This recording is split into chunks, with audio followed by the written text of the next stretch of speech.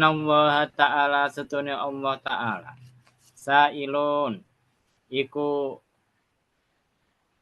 takon atau bertanya kularoin ing saben-saben wong kang dadi pemimpin amma saking perkara istaraahu kang mimpin sapa wong hu ing ma ahafidho dalika ana tanjaga sapa wong dalika ing mengkono amma staraahu amdoyaahu utawa nyake sapa wong hu ing amma staraahu hatta yus'ala sehingga den takoni sapa ar-rajulu sapa wong lanang an ahli baitihi saking keluargane wong lanang.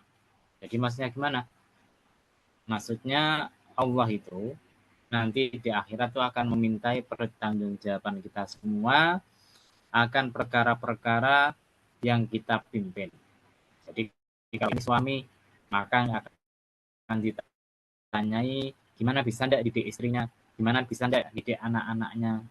Nah, jadi misalkan seandainya kita sudah mendidik, kita sudah melaksanakan kewajiban, ternyata anak istri kita itu tidak soleh, tidak solihah, ya, maka kita sudah lepas kewajiban.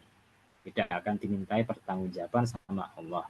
Tapi seandainya kita tidak mendidik anak istri kita, ternyata kemudian mereka berbuat sesuatu hal yang melanggar syariat, maka mereka bisa nuntut kepada kita. Kan ada cerita di suatu kitab, kalau tidak salah di kitab Tadkirah Al-Qurtubi, ada orang tua, suami istri soleh, solihah, rajin sholat jamaah, rajin ngaji, cuma kekurangannya satu.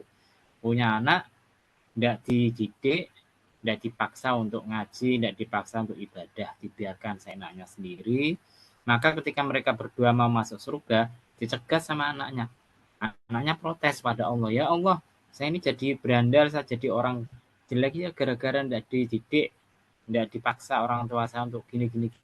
Nah, maka saya minta pertanggungjawabannya. Nah, maka gara-gara itu orang tuanya tidak jadi masuk surga. Jadi hati-hati. Jadi orang tua itu harus hati-hati. Nah, jangan sedikit-sedikit HAM, oh itu menyalahi HAM ya enggak Bu, enggak. Dan agama Islam itu HAM itu memang dihargai, tapi ada yang lebih berharga. Apa itu? Yaitu pendidikan anak tanggung jawab orang tua. Karena itu kalau Anda membaca kitab Kasifatus Saja karangan Imam Nawawi Banten, anak ketika umur 7 tahun nah itu harus dilatih untuk sholat. Kalau umur 10 tahun kalau tidak salah atau sudah balik tidak mau sholat, orang tua wajib mukul. Nah, jangan kemudian anak, oh ini nyalahi HAM, ya enggak. Itu kewajiban kita ya. Wajib mukul.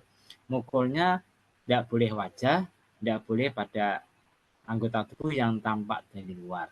Ya, kemudian yang kedua, mukulnya itu gohirum barihin, tidak menimbulkan bekas. Ini jadi kalau kemudian dikaitkan HAM ya tidak cocok. Nah, kita mendidik anak supaya beribadah. Ya. Kenapa? Karena yang namanya kebiasaan itu kadang-kadang harus dimulai dengan paksaan. Kalau kita biarkan, ya akhirnya menjadi tidak karuan.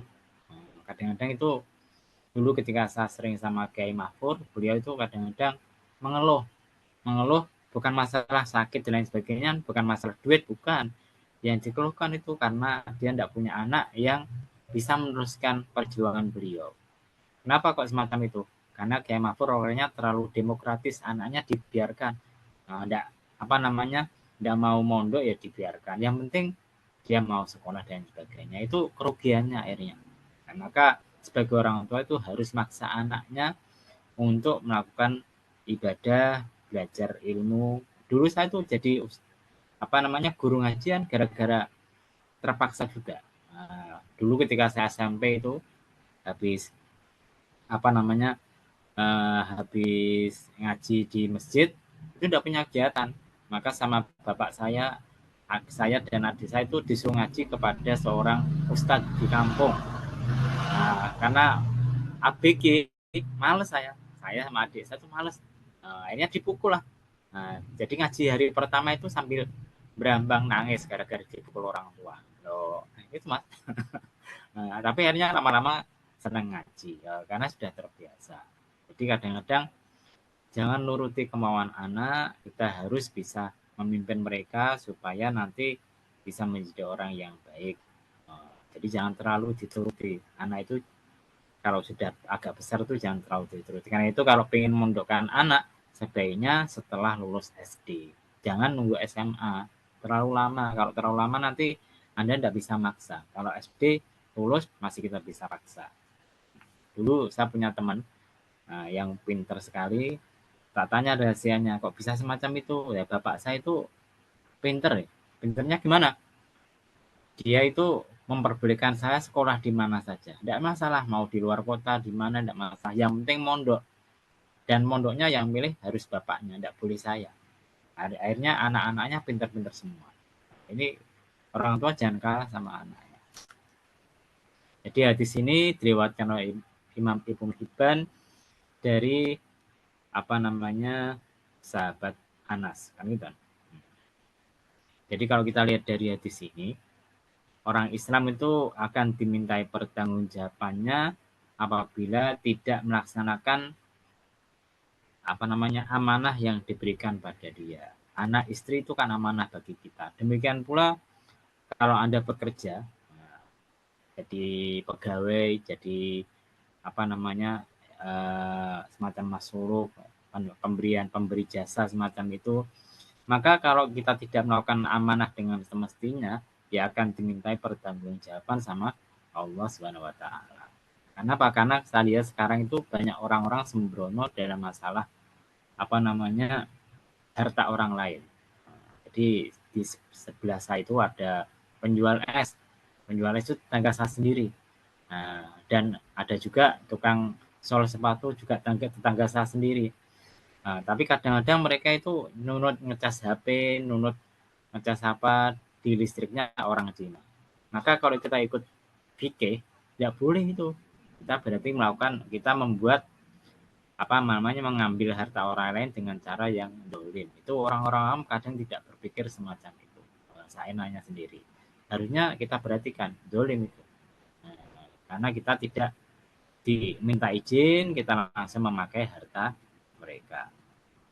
Karena itu dulu ketika yang punya toko tempat saya itu memasrahkan kamar mandi kepada saya, kamar mandi dan WC, kan saya dipegang kunci. Kemudian karena saya kasihan sama orang-orang yang ngontrak yang lain, akhirnya tak suruh ikut pakai kamar mandi. Kalau tak pakai sendiri kan tidak enak, soalnya milik bersama. Ternyata kemudian ada orang yang geladrah, sudah tak kasih kunci, ternyata dia mengizinkan penjual kerupuk menaruh barang di kamar mandi. Kan ada tangga ke atas, taruh di situ. Ya saya langsung marah-marah. Loh, ini tidak sesuai dengan amanah soalnya. Nah, amanah saya itu disuruh pakai kamar mandi, suruh bersihkan, itu saja. Tapi tidak boleh ditaruh barang-barang karena bukan amanah dari yang punya toko. Kemudian tak ancam kalau tidak diambil, ya nanti kuncinya tak kembalikan pada yang punya. Kita nggak usah pakai kamar mandi, WC tidak apa-apa. Nah, kita itu harus tegas dalam masalah amanah. Karena akan diminta pertanggungjawaban sama Allah Subhanahu wa taala.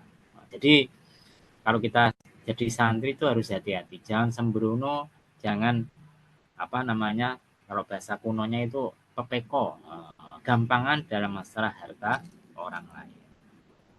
Nah, kita teruskan. Mana ini tadi? Jadi hadisnya, insya Allah hadisnya adalah hadis yang hasan. Cuma yang dari Ibnu Hibban sendiri itu kurang kuat. Sebetulnya diriwayatkan oleh imam yang lain, Imam Tabrani dan Imam Ibnu Adi, ini sanadnya hasan. Tapi kalau yang Ibnu Hibban ini ada salah satu rawi yang lemah, jadi tidak sekuat riwayat dari Imam Tabrani dan Imam Ibnu Hajar.